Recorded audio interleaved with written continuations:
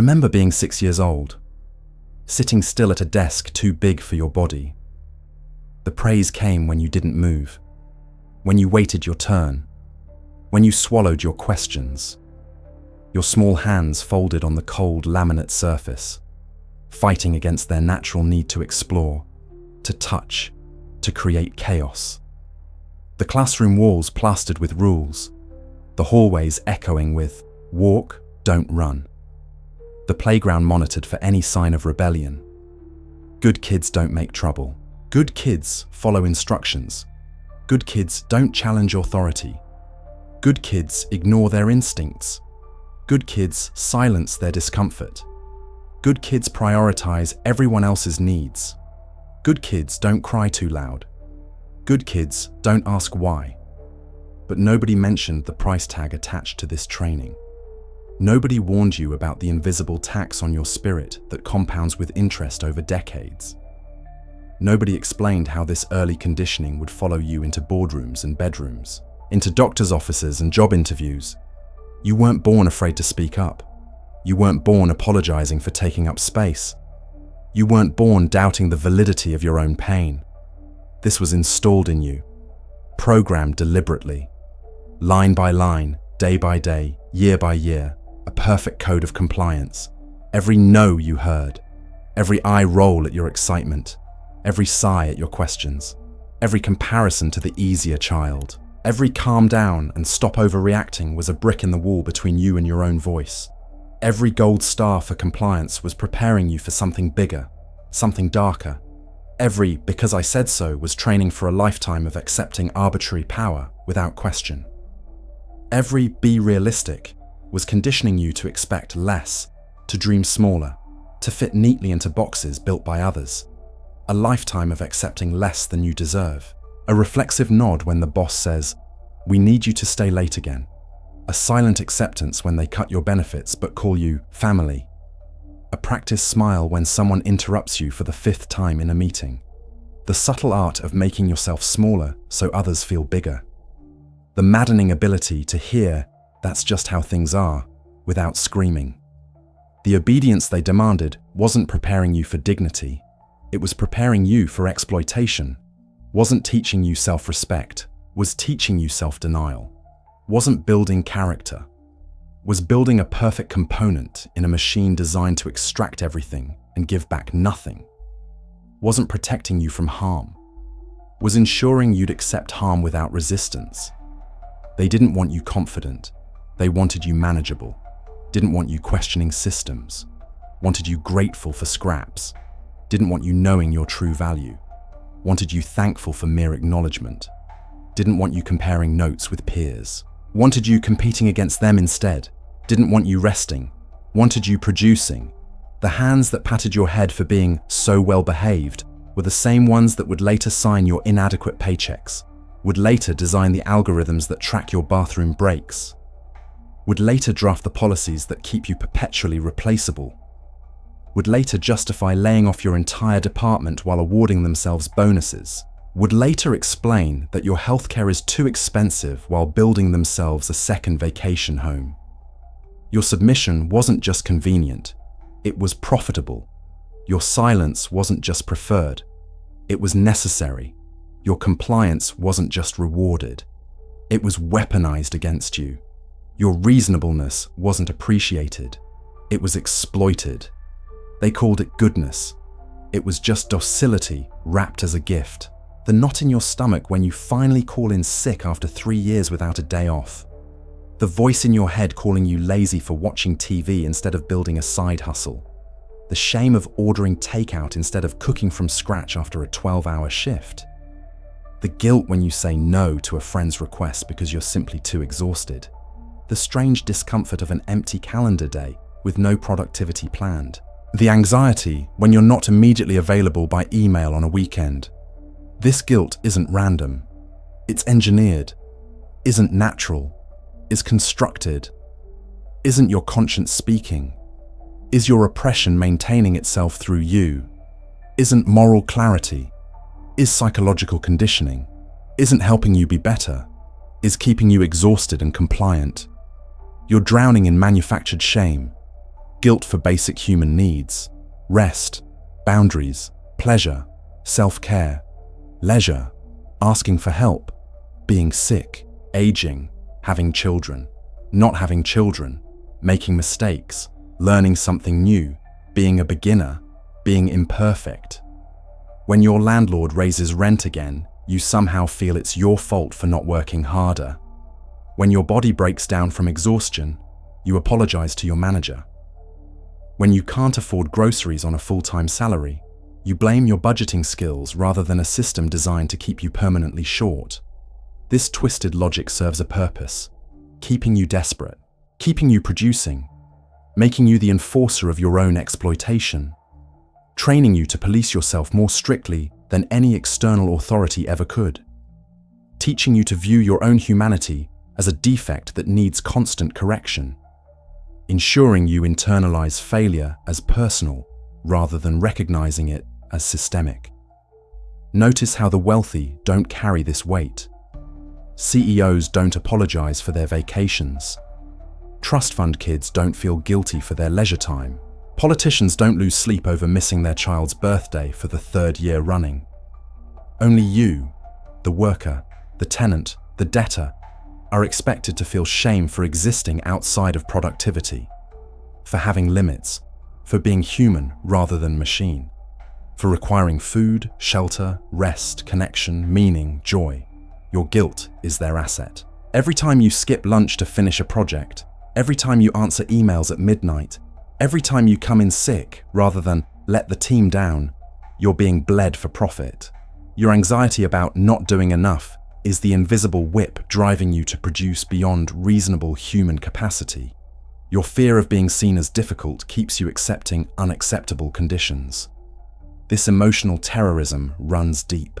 You've internalized that your worth comes from what you produce, what you endure, what you sacrifice.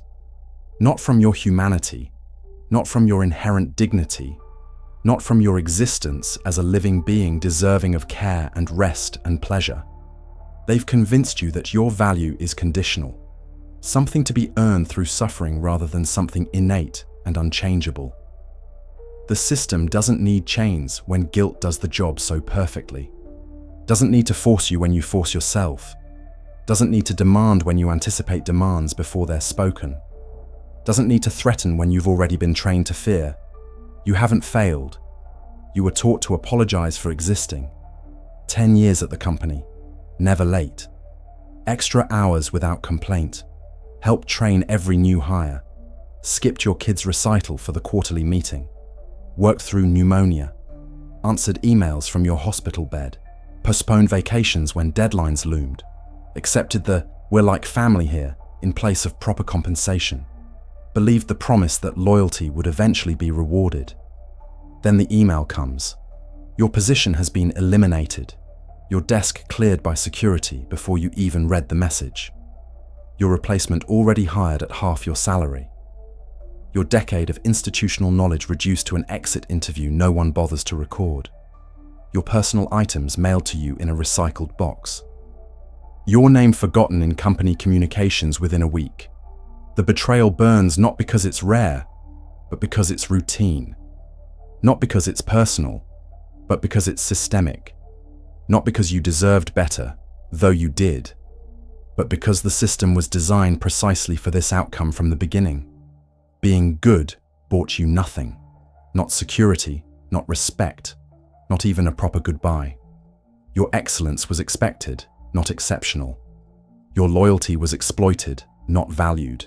Your sacrifices were invisible, while your single absence was documented. Your extra effort was normalized, while your standard effort was criticized. This is capitalism's cruelest joke, the lie that merit protects you, that loyalty matters, that decency is rewarded, that working hard guarantees stability, that following rules ensures fair treatment, that being exceptional grants immunity from exploitation. It doesn't matter how many times your boss called you indispensable. The system was designed to make everyone dispensable. Your dedication was never an investment. It was a resource to be extracted until no longer profitable. Your overtime wasn't building your future. it was subsidizing someone else's. Your attention to detail wasn't securing your position, it was training the algorithm that would eventually replace you. Look around. The nurse working double shifts for years gets fired for one missed day. The tenant who always pays on time gets evicted when a developer buys the building. The student who follows every rule drowns in debt, while the wealthy break laws with impunity.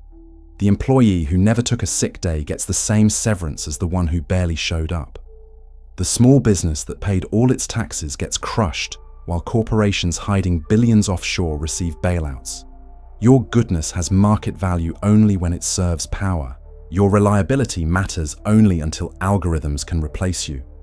Your institutional knowledge counts only until they can squeeze it from you and document it. Your overtime availability matters only until the project ships. Your loyalty is valued only during recruitment, never during layoffs. They sold you the myth that being good would save you.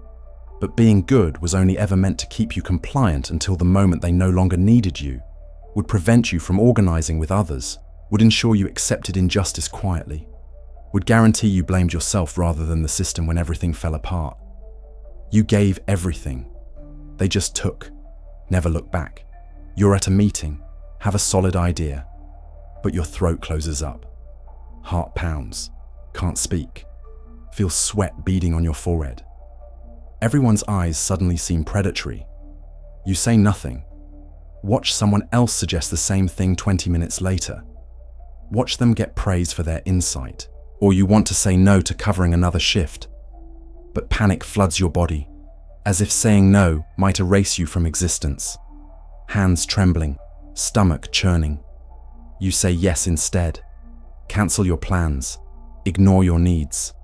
Silence the voice screaming inside. This isn't normal fear. It's a trauma response built over decades. Isn't just anxiety. Is your nervous system's adaptation to conditional safety. Isn't ordinary stress. Is the residue of emotional survival under constant threat of rejection. Remember the conditional love, the subtle withdrawal of affection when you didn't measure up, the cold silence when you failed to anticipate someone's needs, the subtle warmth when you put yourself last, the slight nod of approval when you ignored your own hunger, your own exhaustion, your own pain, the constant comparison to others, the impossibly high standards, the moving goalposts, the vague but crushing expectations, the praise that only came when you were useful, the attention that only arrived when you were performing, the love that evaporated the moment you became inconvenient.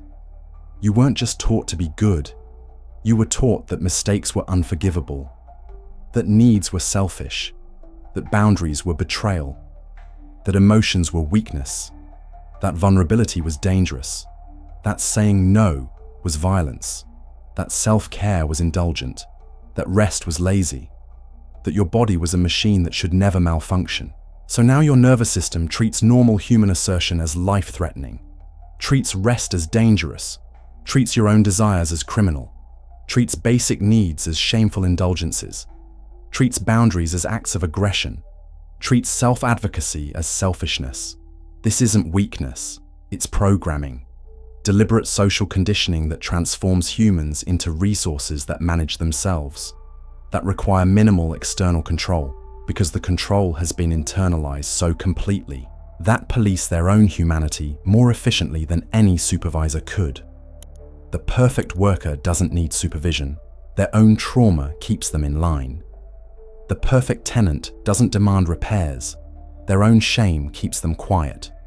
The perfect debtor doesn't question interest rates, their own fear keeps them paying. The perfect patient doesn't demand proper care, their own guilt about bothering the doctor ensures they accept inadequate treatment. Your hypervigilance, your anxiety, your perfectionism aren't character flaws, they're scars from a system that needed you broken to function properly. Aren't personal failings, are strategic outcomes, aren't accidental, are architectural. The most efficient form of control isn't external punishment. It's making you the jailer of your own potential. Isn't force, is internalized obligation. Isn't coercion, is colonized consciousness.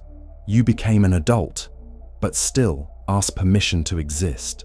There's another way to be good, a way that doesn't destroy you, a path that doesn't require self-annihilation, a goodness that doesn't leave you hollow and spent, not the fabricated goodness that means being exploitable, not the twisted virtue of endless self-sacrifice, not the distorted kindness that makes you a doormat, not the corrupted helpfulness that makes you an unpaid resource for others to drain.